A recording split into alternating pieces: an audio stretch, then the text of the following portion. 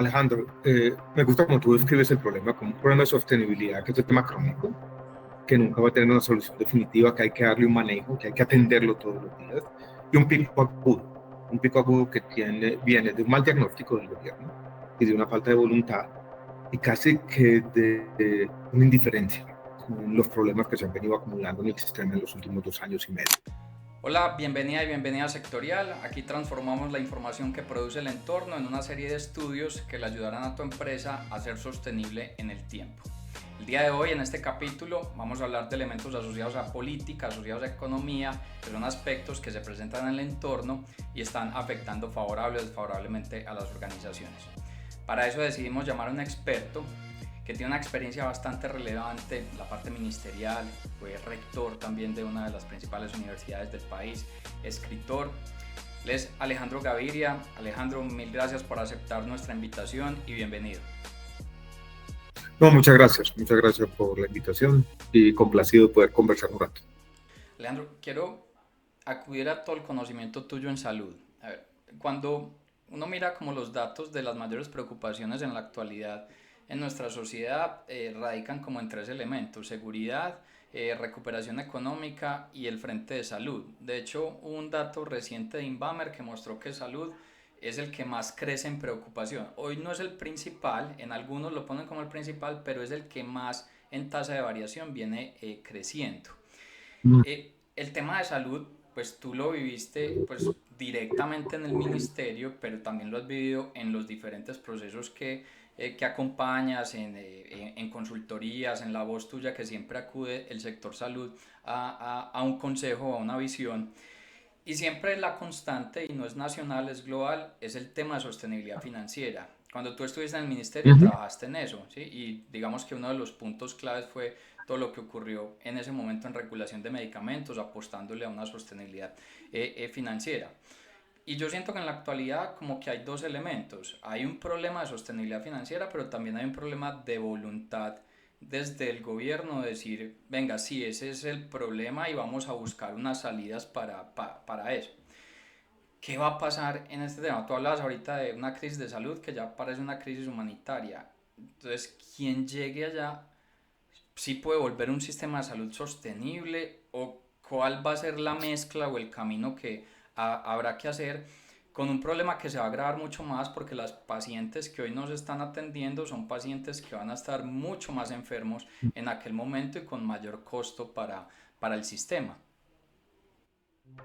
Alejandro, me gusta como tú describes el problema como un problema de sostenibilidad, que es un tema crónico, que nunca va a tener una solución definitiva, que hay que darle un manejo, que hay que atenderlo todos los días, y un pico agudo que viene de un mal diagnóstico del gobierno y de una falta de voluntad y casi que de una indiferencia con los problemas que se han venido acumulando en el sistema en los últimos 2 años y medio. Eso ha llevado a una situación muy compleja, irreversible en algunas dimensiones, y voy a contarte como la mayor preocupación que yo tengo.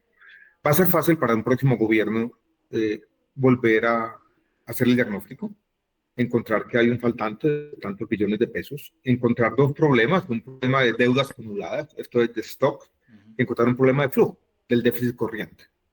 Y los 2 se pueden diagnosticar fácilmente.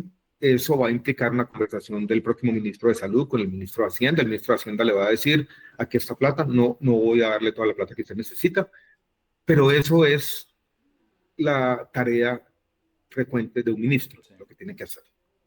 ¿Qué es lo que es distinto esta vez? En mi opinión, las EPS intervenidas. Que hay muchas intervenidas.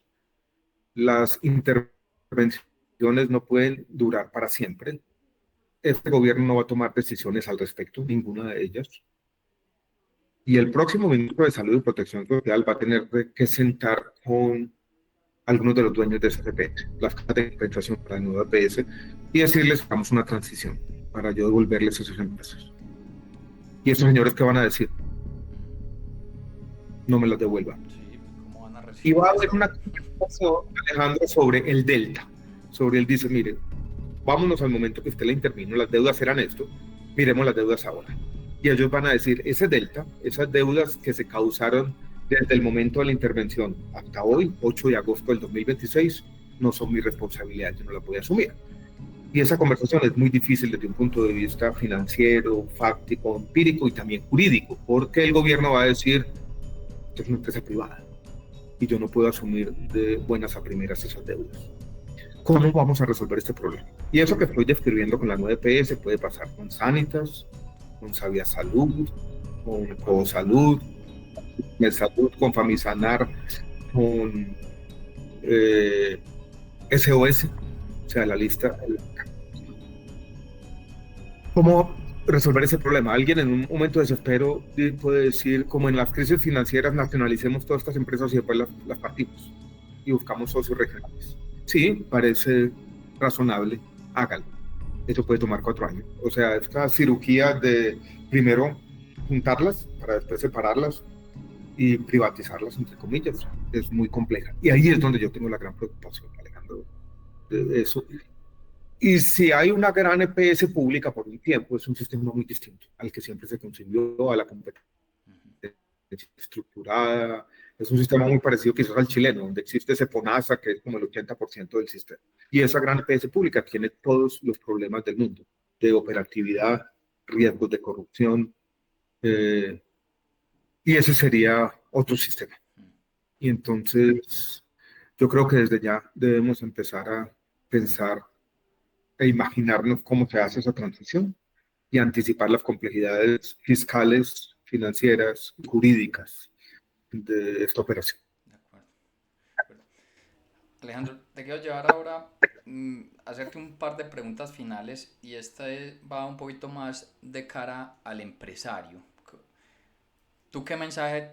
A ver, el empresario le preocupan muchos elementos, sin embargo los datos económicos son buenos, tú lo reseñabas recientemente, o sea, nosotros no estamos en una bonanza económica, pero sí estamos lejos de una situación recesiva, los datos de crecimiento de este primer trimestre son buenos, la curva inflacionaria Bueno, parece... el desempleado ha venido cayendo, el Sí, desempleado ha venido cayendo desde un dígito, está ahí. exacto, y hay indicadores que de forma económica no es para uno salir corriendo. Hay un dato también bien interesante que el consumo viene creciendo y Colombia se explica mucho por parte del consumidor. Pero el empresario, tú hablas normalmente pues con los que nosotros hablamos y siempre mucho temor y eso no hace que invierta o que haga una apuesta en el largo plazo y hace que incluso esa tasa de crecimiento pues sea más lenta porque no hay una posibilidad de inversión. ¿Tú qué mensaje tendrías para ellos? ¿Qué deberían ver, analizar, tener en cuenta en la apuesta sobre este país? Lo primero, ya lo dije, Alejandro, es la fortaleza institucional de Colombia. Uh-huh. Lo segundo es la necesidad de una visión de largo plazo, que yo la quiero poner de esta manera. Serían ingenuos los empresarios quienes piensen que lo que pasó en Colombia de 2022 a 2026 podemos meterlos entre dos paréntesis. Abrimos paréntesis y cerramos paréntesis. Eso no es cierto. Petro es solo un síntoma de cosas más estructurales que están ocurriendo en Colombia y en el mundo. Estos gobiernos que uno podría describir sin ser peyorativo como populistas hacen parte de la geografía democrática. La incertidumbre está ahí por muchas razones, pero eso necesita una visión de largo plazo. O sea, la presencia del pacto histórico de las ideas de Gustavo Petro ya hacen parte de lo que es nuestra democracia. Y supongamos que llega un gobierno de signo contrario en el 2026, ahí va a estar Gustavo Petro, un opositor pertinaz, permanente, y de esa manera va a tener influencia.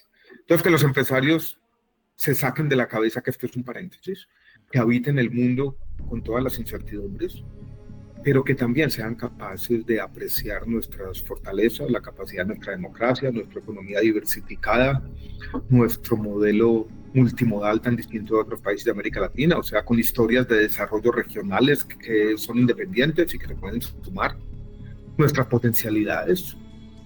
Esta región de la costa caribe, de Barranquilla y Cartagena, como una gran megaciudad, puede ser un centro industrial muy importante. Tiene los puertos, tiene la capacidad.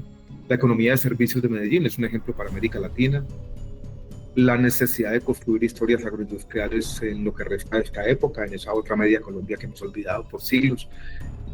Este país puede echar para adelante, Alejandro, pero el mundo es un mundo incierto y los empresarios tienen que aprenderlo de esa manera, ¿no?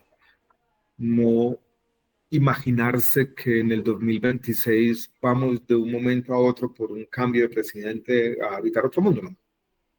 Sí, Eh, este es un mundo de el desdén de los dioses, para decirlo total. como mi último libro, donde estamos solos un poquito, ¿no? Y la humanidad está en una encrucijada, pero los empresarios tienen que ser agentes de cambio también. Sí, sí, total. Y eso que tú mencionas y haciendo referencia al desdén de los dioses, otros analistas describen el mundo como los mundos VUCA o los mundos VICA, que son volátiles, inciertos, complejos y ambiguos, y que esa es la normalidad. E incluso si uno pues, lo revisa en nuestra historia más reciente, atribuir que un cambio presidencial hace un cambio radical y que todo ya va a ser mejor, nada, eso no ocurre. O sea, uno va a hacer la reflexión y mira, incluso pues en los momentos de mejor crecimiento de PIB, no sé, en gobierno Uribe, pues en gobierno Uribe se acabaron las exportaciones a Venezuela y ahí hubo un problema económico fuerte. En gobierno Santos Fuerte, fuerte. hubo un tema de cambio de IVA y ahí hubo un resentimiento fuerte en lo que tuvo que haber en consumo. En el gobierno de Iván Duque, pues todo el estallido social, una reforma tributaria que no pudo ser socializada bien de forma adecuada y los impactos y esto es lo que ha ocurrido en el gobierno actual. Entonces el gobierno que siga va a haber otra serie de elementos donde, de acuerdo, el empresario tiene que apostar es a una visión de largo plazo. Pero al mismo tiempo, Alejandro, Colombia, de las economías grandes de América Latina, ha sido la que ha crecido más rápidamente en el siglo XXI. Inauguramos el siglo XXI siendo considerados un estado fallido. Logramos bajar la tasa de homicidios de más de 70 a menos de 30, a pesar de que tenemos un problema creciente de pérdida del control territorial. O sea, el Estado siendo reemplazado por organizaciones criminales que son los reguladores sociales, políticos y económicos en muchas de estas áreas. Pero que este es el mundo, ¿no? Que estamos habitando. A mí me gusta utilizar una frase del economista Albert Hirschman, ¿no? Encontrar espacios de posibilismo. Ese es otro mensaje para los empresarios y para todos, ¿no? Siempre encontraremos un sitio donde es posible hacer cosas. Perfecto. Te quiero dejar simplemente con un último elemento que este puede radicar más en la parte personal y es, ¿tú qué recomiendas a nivel personal en la actualidad? ¿Un libro, una serie, un deporte, algo que estés haciendo y con lo que equilibres cerebro y corazón? ¿Sabes qué recomiendo? La literatura compleja, meterse en un libro, una novela de varias páginas, de 300, 400, 500, aislarse del mundo, apagar un ratico el celular. Este librito, que se llama así, El arte de no enloquecer, con Ricardo Silva, que responde sin quererlo a la pregunta que me hace Alejandro, dice, conversar, leer y escribir siguen siendo actividades no solamente espirituales, sino casi que desde un punto de vista cognitivo en la distracción actual, que no podemos dejar de lado. Súper. Alejandro, mil gracias por tu espacio. Gracias a vos, hombre, y saludos. Ojalá nos encontremos pronto ya personalmente. Claro que sí, cuídate. Muchas gracias, Alejandro. Hasta luego, hermano. Chao. Chao.